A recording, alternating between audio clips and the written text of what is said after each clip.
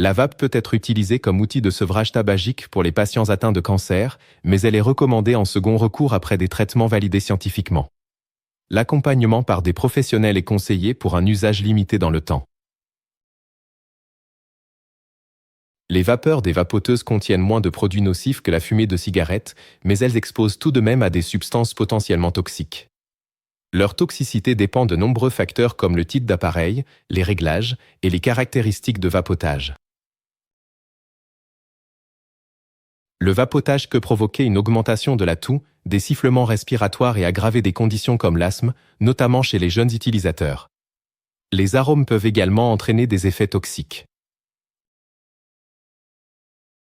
Bien que les données soient limitées, des études montrent que les substances des vapoteuses peuvent jouer un rôle dans les mécanismes menant à des maladies cardiovasculaires telles que les accidents vasculaires cérébraux et les maladies coronariennes. Les aérosols peuvent contribuer à l'inflammation gingivale et à une détérioration de la santé bucco-dentaire. Des précautions sont donc nécessaires pour éviter ces complications.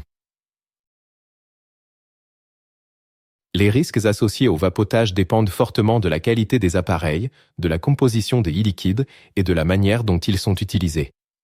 Cela rend difficile l'établissement de normes toxicologiques universelles.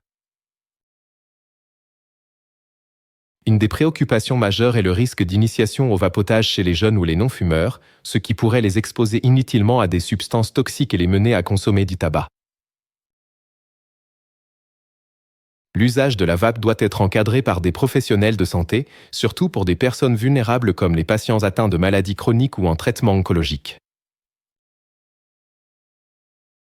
La vape ne devrait pas être utilisée comme un substitut à long terme au tabac, mais comme une étape temporaire pour le sevrage, avec un objectif clair de cessation complète. Bien que la vape représente une alternative moins nocive au tabac fumé, elle n'est pas sans risque. Une balance bénéfice-risque doit être évaluée pour chaque utilisateur potentiel en fonction de son état de santé et de ses antécédents de consommation.